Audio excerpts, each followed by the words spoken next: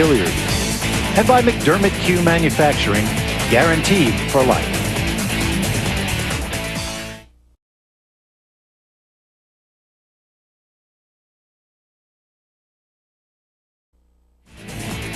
Let's take a look at some of our other top finishers, brought to you by Championship Tour Edition Billiard Fabric. A terrific fourth place finish for Francisco Bustamante. 5th, 6th, 7th, and 8th. Great week for all 5 players. Inside the Riviera Hotel and Casino, it's the finals of the Billiard Congress of America Open 9-Ball Championship. You will not find a better venue for an event of this stature. 9,000 amateur pool players at the 28th Annual BCA National 8-Ball Championship right next door, and they have been here in droves all week, getting a chance to see the best players, and they're loving it, as are we. Hope you're enjoying it at home. Mitch Lawrence and Mark Wilson bringing you the action. Tony Robles, the silent assassin at the table, trying to increase his 1-rack lead early. Trying to make the 4-ball in the corner pocket. That's the wing ball from the same side of the table these breaking from. 4-ball shot right in, Mitch. Really good action. Let's see if he gets lucky. And he does. Look at that. Woo! 2 balls on the break in an ideal circumstance to run out of the rack here. The 2 and the 3 are laying on the end rail close together. The 5 is near the side pocket, the 6 on the end of the table. This is something that's very routine for a player of this stature. Control your nerves. Has to be liking it, yep. 38 years old, Queens, New York.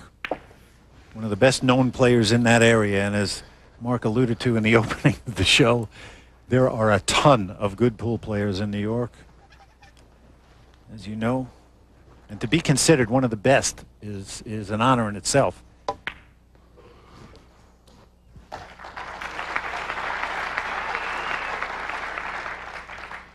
Tony only needs to negotiate his nerves. The balls are laying very willing to be run.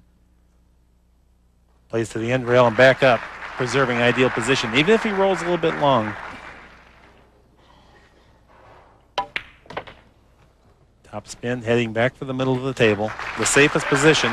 And he's playing at a pretty good clip here, Mark, in terms of his pace. So he seems to be very, very comfortable at the table. What I like is, see if you agree with me, he's not moving too quickly. He's still taking his time on every shot to really check out what's going on. Doesn't seem to be rushing too much. A very nice rhythm. And for the viewers at home that want to improve their game, notice how smooth and accurate his backswing is. The amateur views the backswing as merely a formality to get through to see some results, where the pros are very careful with their backswing and very straight on the way back. Got to be loving it.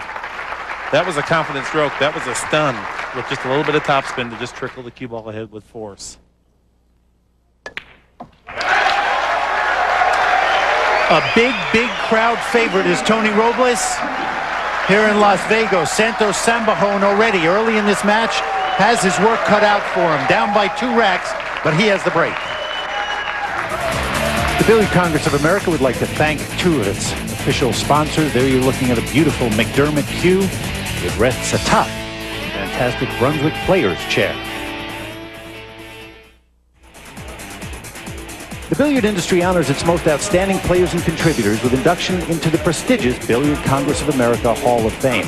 And this year, that great honor went to pro player Ava Mattia Lawrence and custom cue maker George Balabushka. The rich history of billiards is preserved and shared with the world through the Billiard Congress of America Hall of Fame. A look at some of the interested spectators here, Riviera Hotel in Las Vegas, Nevada. And Santos Sambajon Jr., originally from the Quezon province in the Philippines, now living in Naugatuck, Connecticut. And as I said, he's got his work cut out. I love watching this break, Mark. Beautiful timing. Cue ball stops dead in its tracks. Look at that. Is he rewarded? Well, the reward is minimized. Yep. Tough shot on the 1. Perhaps he has a carom shot on the 7-ball. Here to the corner pocket, but it's not easy.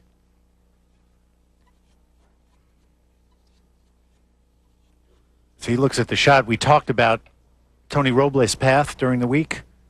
Santos beat some unbelievably great players too. Alex Pagulayan twice. The great Rodolfo Luat along the way.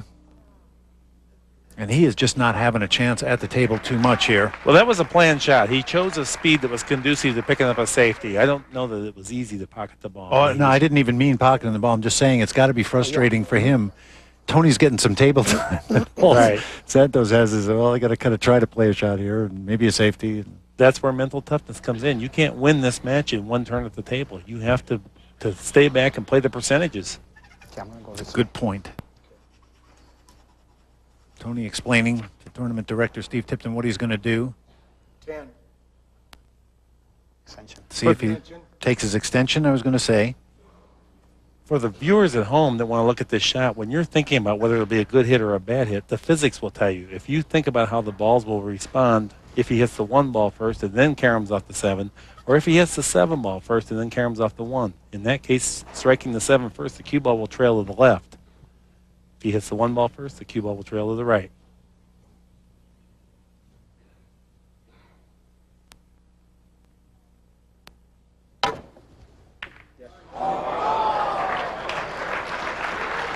That was a really nice kick shot. He played that shot for all it was worth. Came at it from the proper direction, gave it every chance to go into the pocket. That's how difficult pole is. You can play a great shot and still not be rewarded. But he pretty much did what he had to do after a really good play by Santos. You were talking about the determination and kind of the patience that you need to win a tough match. To me, that's a sign of it, what Santos did early. He's a very experienced, tournament-tested player that displays true grit. Now it opens up a little bit, and he will definitely want to stay at that table. Very distinctive style that you see. He's a fearless competitor. He's not afraid to lose. He gets in here and attacks these balls. I really, really enjoy watching him play. Both of these guys are terrific competitors, both with their individual styles. Fun to be around. Love the game. And Santos really lights up. When he talks about pool, his face just lights up.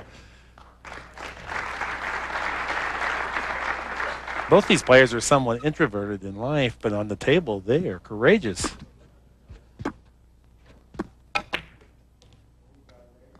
Nice draw stroke, good speed.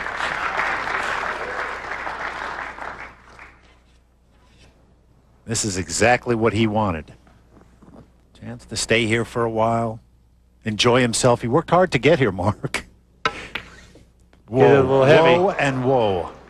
Hit the ball a little bit heavy. And it seems to be like he's coming out of his stroke a little quickly on some of these shots. Even the balls he was pocketing, he seemed to be jumping around a little bit, trying to establish himself in the match by scoring a game. Well, I was saying that he was moving nicely through this rack, didn't seem to have any trouble. And boom, as soon as the words come out of your mouth, 7 jars, and here's Tony Robles again. Big, big, big, big. Now, that was not an easy position play. The hardest balls to play position from are balls hanging into the pocket. And look at the speed control.